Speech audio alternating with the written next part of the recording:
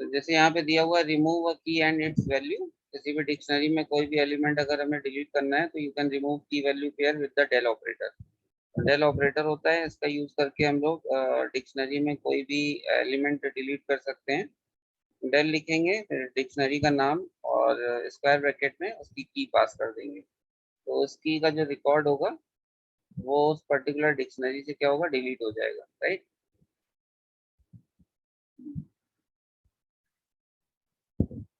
Sir कल वाली recording भेज दीजिएगा, कल वाली। क्या कह रहे हैं? कल वाली रिकॉर्डिंग भेज दीजिएगा सर, कल वाली मिली थी। हाँ, वो अभी यूट्यूब पे अपलोड कर देंगे, भेज देंगे, ठीक है। वो अच्छा थोड़ी ठीक है, बड़ी बन जाती है तो फिर वो डायरेक्ट सेंड नहीं होती है, ठीक है सर। ठीक है।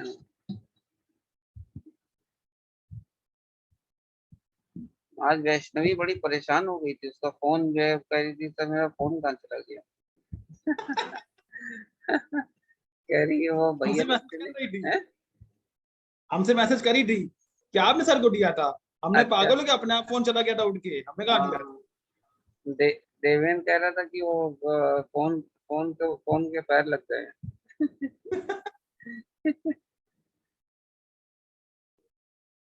अब नेक्स्ट स्टार्ट करते हैं टपल्स। टपल्स क्या होते हैं? टपल्स जो होते हैं वो इम्यूटेबल होते हैं। एक बार कोई भी टपल क्रिएट कर लेंगे तो उसमें हम लोग वैल्यूज को स्टोर तो कर सकते हैं, बट उसमें कोई मॉडिफिकेशन नहीं कर सकते, मतलब चेंजेस नहीं कर सकते हैं। एक बार जो टपल क्रिएट हो गई फिर आगे उसमें ना ही एलिमेंट ऐड होगा, ना डिलीट होगा, ना ही उसमें मॉडिफाई होगा, कुछ भी नहीं कर सकते। तो इसमें in Python tuples are very similar to list, but once a tuple is created you can not add, delete, replace and reorder element. एक बार टपल क्रिएट हो गया तो उसके बाद हम लोग उसमें कोई भी चेंजेस नहीं कर सकते हैं, because of these tuples are immutable. जैसे यहाँ पे एक टपल क्रिएट की गई है t1 इज इक्वल टू, और राउंड ब्रैकेट यहाँ पे यूज किए गए, creates an empty tuple with no data. यहाँ पे एक एम्प्टी टपल बनाई गई है जिसमें कोई डेटा स्टोर नहीं है। फिर ये t2 इज इक्वल टू, और फिर राउंड ब्रैकेट के अंदर मैंने यहाँ पे 11, 22, 33 ये वैल्यूज पास कर दी हैं। तो ये हमारी t2 क्या हो गई है, टपल हो गई है, t2 टपल हो गई है। और फिर t3 टपल बनाई गई है टपल क्लास का यूज करके। टपल एक प्री डिफाइंड क्लास होती है, जैसे लिस्ट बनाते थे वैसे ही यहाँ पे टपल क्लास का यूज करके हम लोग टपल क्रिएट कर सकते हैं। और यहाँ पे कुछ एलिमेंट मैंने यहाँ पे पास कर दिए हैं, तो tuples from an array, array का यूज करके हम लोग यहाँ पे टपल्स को क्रिएट कर सकते हैं। तो यहाँ पे टपल और राउंड ब्रैकेट के अंदर एबीसी पास कर दिया, टपल फ्रॉम स्ट्रिंग, ये टपल क्रिएट हुई है स्ट्रिंग से। तो ये सब अलग अलग तरीके हैं टपल्स को क्रिएट करने के। तो जैसे हम लोग लिस्ट का यूज करते थे, लिस्ट के लिए स्क्वायर ब्रैकेट यूज होता था, और डिक्शनरी के लिए कर्ली ब्रेसेस यूज करते हैं, और टपल के लिए राउंड ब्रैकेट का यूज करते हैं, मतलब पैरेंथेसिस का यूज करते हैं। तो ये तीन अलग अलग चीजें हैं।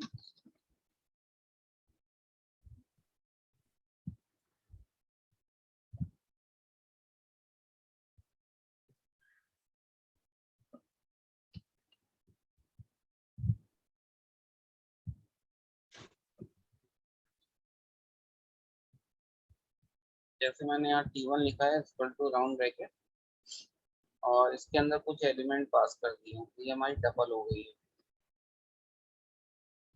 अब इनकी वैल्यूज को मुझे प्रिंट कराना है। फॉर एन इन t1, एक एक करके t1 की वैल्यू एन में स्टोर होती जाएगी, और प्रिंट एन की वैल्यू प्रिंट करा देंगे। सेव कर लेते हैं।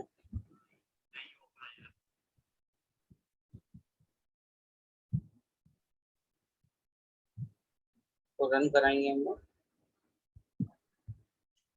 यहाँ पे देखिए ये सारे एलिमेंट आ रहे हैं 25, 78, 58 एंड 98। तो एक बार ये फिर से जो दिखाइए जरा, जो भी क्या टपल था। में वैल्यू स्टोर है वो प्रिंट होके आ जाएंगे। टपल में आपने वैल्यू बनाई 25 लिस्ट कर दी के फॉर एन और एन इन t1, सारी वैल्यू शो हो गई। अच्छा हाँ, सारी टपल में वैल्यूज प्रिंट करा देंगे टपल्स का यूज करके। Sir for an in t1 ना लिखते, हम प्रिंट एन लिख देते या प्रिंट t1 लिख देते तो भी आ जाता। हाँ, फिर अगली लाइन पे ना आता, एक ही लाइन में आ जाता। हाँ वही मतलब अगली नेक्स्ट, लाइन से ना आता था। हाँ, यहाँ पे प्रिंट लगा सकते हैं, T1 की वैल्यू प्रिंट कर देते हैं।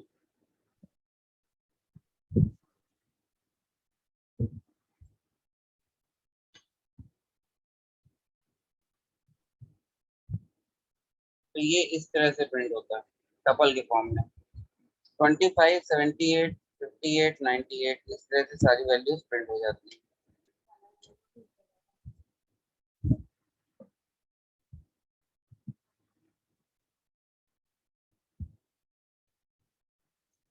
अभी टपल के कुछ फंक्शंस होते हैं, उनको समझते हैं। टपल में कौन कौन से फंक्शंस हैं, क्या यूज होता है इन फंक्शंस का, वो समझ लेते हैं।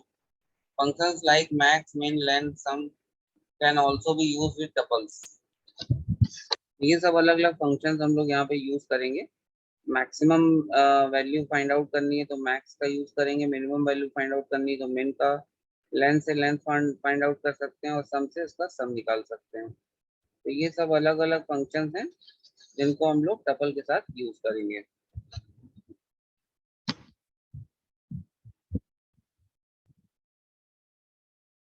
अगर मुझे मिनिमम वैल्यू फाइंड आउट करनी है टपल में जो सबसे कम वैल्यू है, जैसे लिस्ट में करते थे। C1 पास कर दिया यहाँ पे, C1 पास कर देते हैं यहाँ पे। लेंथ लेंथ निकाल लेंगे यहाँ पे,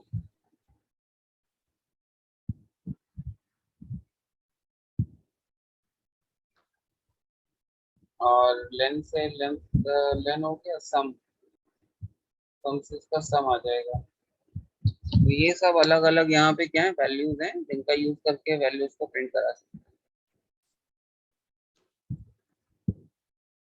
ये देखो यहाँ 25 आ गया, 98 फिर 4 आ गया, फिर 259 आ गया, अलग अलग एलिमेंट प्रिंट होके आ रहे हैं। सर जैसे ये यहाँ पे आपने लिखा है प्रिंट सम वाला, तो हाँ, ऐसे ही इसमें लिख सकते हैं लिस्ट में। हाँ, लिस्ट में सम फंक्शन बताया तो क्या था, लिस्ट में सम भी है, मैक्स भी है, तरीका मिन यही भी है, होगा सारे लिखने का ना, फंक्शन। तरीका यही होगा। ठीक है।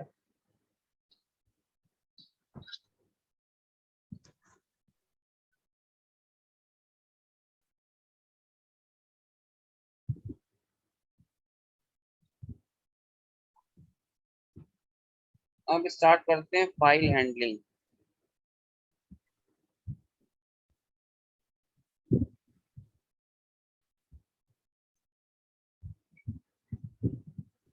फाइल हैंडलिंग क्या होती है, नॉर्मली जो भी प्रोग्राम्स हम लोग बनाते हैं, जो भी इनपुट कर रहे हैं, जो भी आउटपुट आ रहा है, वो सब हमारा कहाँ पे स्टोर होता है, मेमोरी में।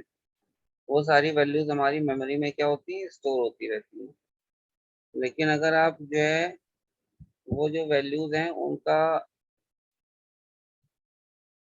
उनको एक फाइल में स्टोर करना चाहते हो, तो उसके लिए हम लोग फाइल हैंडलिंग का यूज करेंगे। We can use file handling to read and write data to and from the file. तो डेटा रीड और राइट कर सकते हैं फाइल से। फाइल ओपन करने के लिए फाइल नेम और मोड यहाँ पे पास करेंगे, जिससे हम लोग फाइल को ओपन कर सकते हैं, उसका मोड पास कर सकते हैं। ठीक है, ये दो तरह के पैरामीटर यहाँ पे पास किए जा सकते हैं। फाइल हैंडलिंग का बेसिकली यूज यही है कि डेटा हमारा परमानेंट स्टोर हो और एक फाइल में स्टोर होता रहे, जिससे उसको हम लोग बाद में भी उसकी फाइल को एक्सेस कर सकते हैं, डेटा एक्सेस कर सकते हैं। ऐसे क्या होता है कि जो भी फाइल्स हैं, जो भी चीजें हैं, वो हमारी एक ही जगह स्टोर होती है। ठीक है, मतलब मेमोरी में स्टोर होती है, तो वो टेम्परेरी स्टोरेज होता है। अच्छा। ये इसका सिंटैक्स लिखा हुआ है, F is equal to open. इसमें दो पैरामीटर पास करने हैं, फाइल नेम और मोड। मोड अलग अलग होता है, किस मोड में फाइल को ओपन करना चाहते हैं, रीड मोड में, राइट मोड में। मतलब फाइल आपको क्रिएट करनी है या डेटा रीड करना है या आपको अपेंड करना है डेटा। ये सारी चीजें हम लोग यहाँ पे यूज कर सकते हैं। ठीक है।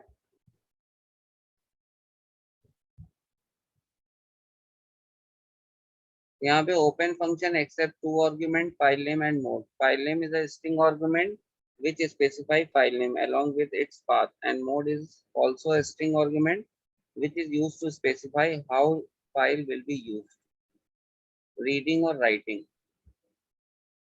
And f is the file handler object also known as file pointer.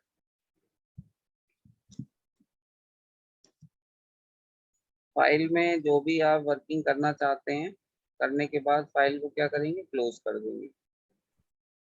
तो जैसे फाइल में डेटा रीड कर रहे हैं या फाइल से डेटा राइट कर रहे हैं, तो उसके बाद रीडिंग राइटिंग करने के बाद सारा ऑपरेशन करने के बाद डेटा क्या फाइल क्या करेंगे, क्लोज कर देंगे। After you have finish reading writing to the file, you need to close the file using close method like this. File pointer का यूज करेंगे डॉट क्लोज, इससे जो फाइल ओपन होगी वो क्लोज हो जाएगी। Where F is a file pointer. Different modes of opening a file are. कई तरीके की फाइल के ओपनिंग के मोड्स हैं, इनको समझ लेते हैं।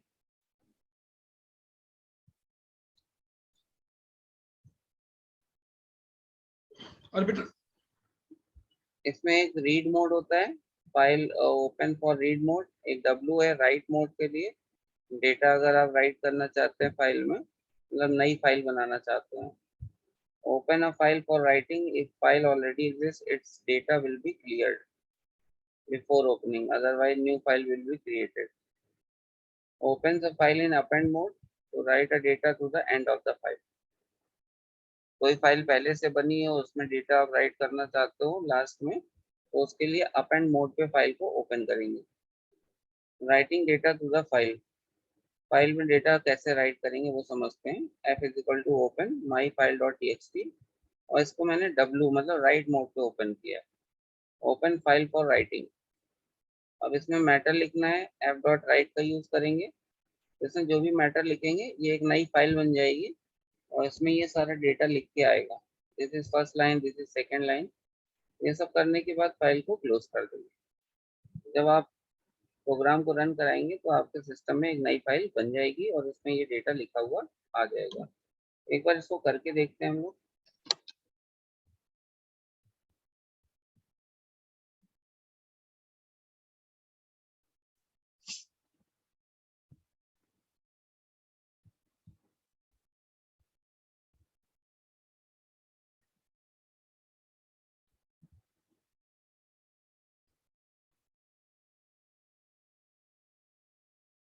माई फाइल डॉट टी यहाँ पे दे दिया है, डब्ल्यू मोड पे ओपन किया, मतलब राइट मोड पे इसको ओपन किया है। एफ डॉट राइट का यूज कर रहे हैं। पहली लाइन जैसे मैंने लिखी यहाँ पे,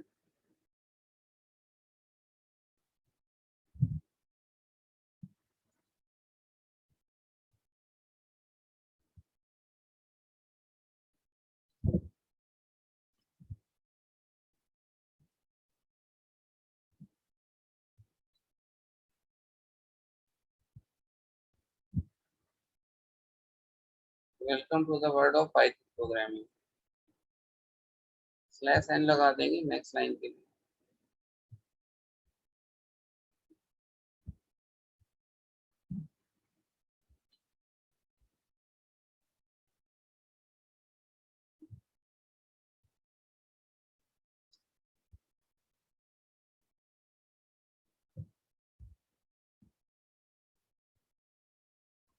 Django is the framework of Python। फिर एफ डॉट क्लोज कर देंगे, इसको हम लोग क्लोज कर देंगे। अभी हम लोग यहाँ पे रन कराएंगे, ये फाइल रन हो गई है। तो अभी हमारे सिस्टम में एक नई फाइल बन जाएगी। इस नाम से फाइल बनाई है हमने, माई फाइल डॉट टी। इसको ओपन करते हैं। यहाँ पे फाइल पे जाएंगे, ओपन करेंगे, माई फाइल डॉट टी।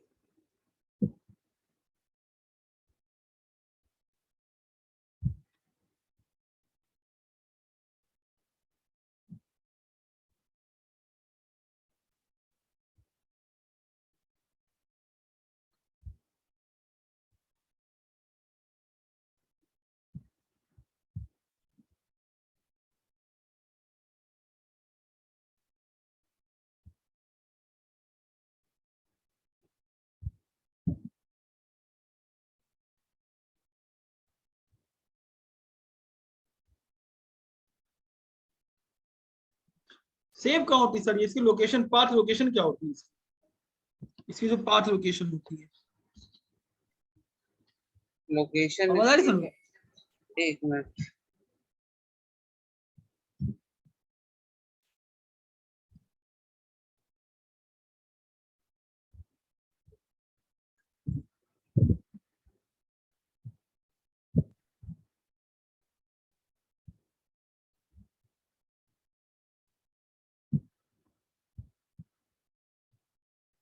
ये बन गई है फाइल, माई फाइल 11 करके बन गई है, ओपन कर लेते हैं।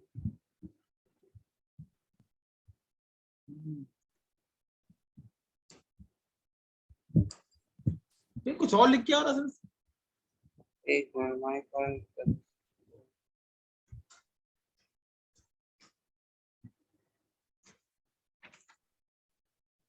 ये तो दूसरी फाइल है, एक मिनट। वही तो सही, दूसरी फाइल।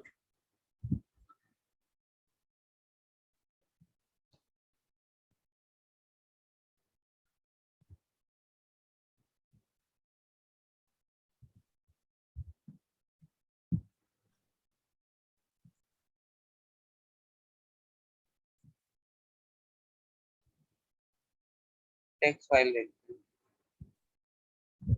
अच्छा, टेक्स्ट फाइल लेना पड़ेगा। हाँ, ऑल फाइल। ये आ गई, ठीक है। Welcome to the world of Python programming, Django is the framework of Python, ठीक है। यहाँ पे टेक्स्ट फाइल आपको सेलेक्ट करनी पड़ेगी, तभी आएगी, क्योंकि वो txt फाइल है ना, यहाँ से हाँ, वो टेक्स्ट टीएक्सटी फाइल फाइल है। हाँ, सही सही। तो ये यहाँ पे बन जाएगी। ये चीज समझ में आ गई। एक बार ना इसको हाँ अपने सिस्टम पे अप्लाई करके देखिए जरा एक बार, आप लोगों के सिस्टम पे सर। फाइल बन रही है, हाँ हाँ, एक बार अप्लाई करिए।